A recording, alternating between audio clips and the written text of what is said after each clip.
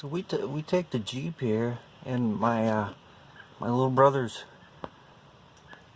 TRD Pro, Turd Pro as I call it. We go beat the tar out of these things all day at the sand dunes. Just beat the snot out of it. No problems at all. Later on, we head south an hour and a half to my sister's house, and she's in one of those fancy, exclusive neighborhoods that's always under construction. So they just keep adding on to it like indefinitely. And my little brother, this is his first 4x4. He did exactly like I thought he was gonna do. Drove his Toyota down to the construction site and got it stuck. So I gotta unload the Jeep off the trailer, drive through the fancy neighborhood over there and pull my brother out. Couldn't get anywhere near him because he drove off into this real soft shit. So I got 3 straps tied together, and one of them had already been frayed from a previous incident, and I yanked on him a couple times, and then the strap, that one that was frayed, broke. Well, we didn't think nothing of it. We take off to the nearest Tractor Supply, buy a couple 4-inch straps, come back later, just about getting back to the stuck Turd Pro, and the rear end starts making noise, starts making bearing noise. Sounds like pinion bearings are dry. So now I'm like real careful, like shit, we can't have a Turd Pro stuck in a broken Jeep back in this construction site.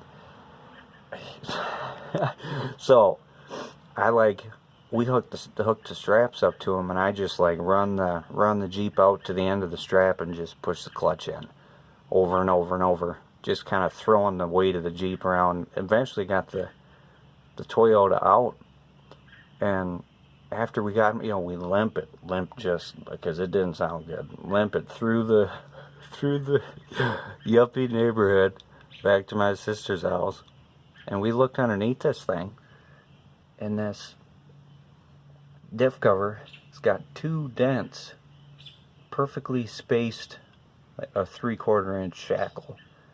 So I didn't realize it. Strap broke, shackle came up here and bashed the fucking diff cover in, and I took off, and we just drove our happy asses to Tractor Supply. Well, we left the trail, the royal purple max gear, all the way there and all the way back, and we saw it as soon as we pulled out into the neighborhood. There's this nice trail of gear oil going through the exclusive community. So yeah, I just thought it was funny. We beat the hell out of these things on the sand dunes all day, and then I break it in my sister's neighborhood. Yep, doing the motor mounts in this S10, and I gotta say this is a first for me. I'm in here with a knife skewering half of the motor mount here, and this mount completely collapsed in on itself, and the rubber, like, because of the way the motor mount failed, like the rubber like encapsulated the head of the bolt. I already had to cut the other half of the mount. It cut the whole mount in half with the Sawzall, which was not a pleasant experience by any means. And now I'm trying to cut this bullshit out of the way to get to the bolt. I mean, for Christ's sake, this has got to be the worst motor mount job I've ever had to do. This guy over here, as soon as I lifted the motor up, like this one already is completely separated, like not even attached anymore. The transmission mount's the same way. I found that out because I jacked it up a little bit too far back, and it just lifted the 700R right up off of the cross member. So yeah, I don't know what they keep whining about. It's only flat on the bottom.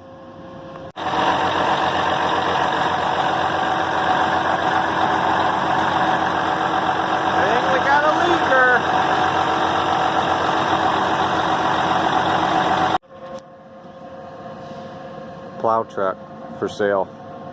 One owner, impeccably maintained. No low ballers. I know what I got.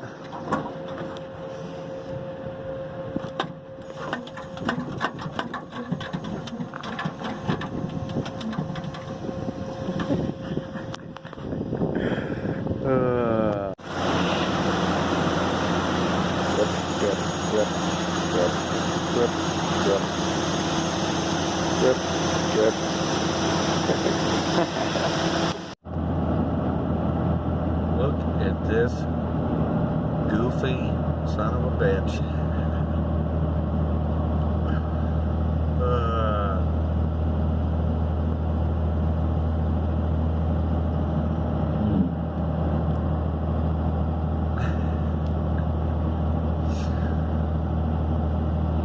That's funny right there. I don't care who you are. Well, I never thought I'd see it, but maybe a Dodge actually is good for something. Growing plants in the bed. Just don't tell your wife. There's gonna have a whole garden growing in the back of your Dodge. This is why you don't store tires, or anything for that matter, in the same area where there's sandblasting.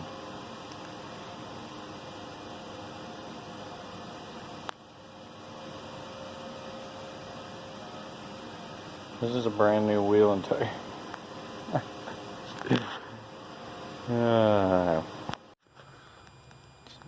Here's the bell housing for the old blue boat. Had the guys sandblast it. It was black. But look at this. Yeah. Just about made it. It's unreal, man. It's like every other part I pull out of that boat is broke. In one way or another, it's broke. Like it is trying to sink itself. Like one of these times, it's gonna be an update, and I'm gonna be like, well, guys, the blue boat is at the bottom of Sanford Lake, so maybe the next video I'll do an update, you know, and we'll go out there. I'll do a video of us trying to drag the thing off the bottom of the lake. I just can't win with this thing, man. So yeah, here I go. I'm gonna weld this thing back together. Watch how nice this jack works.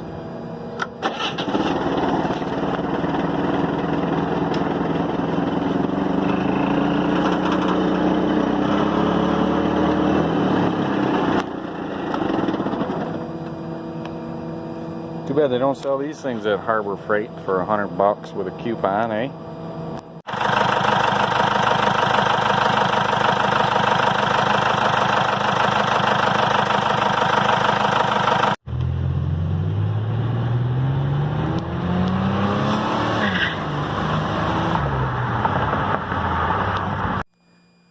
So I just took this, you know, little delete plate that goes on the front of the engine, and so you put a regular water pump gasket on it so it doesn't isolate, you know, the water from coming into the look at this. This motor hasn't even been in the boat that long, and it collected some serious shit in here, so that's a problem. I'm probably gonna have to, when I go to do this again, I'm gonna have to put silicone or something around here to keep the feed water coming into the block from just coming into this little cavity and then stewing until I take it apart. Well, they got the problem circled for you right here. This 6-liter diesel truck that I told the owners not to buy a couple years ago, and I've since put like $30,000 in maintenance into this thing. Just dropped the cylinder. I thought the injector failed. take it apart. Snap the end of the damn push rod off. It's like just about replaced every single part on the outside and the inside of this engine, but I never thought I'd have to do push rods, so interesting.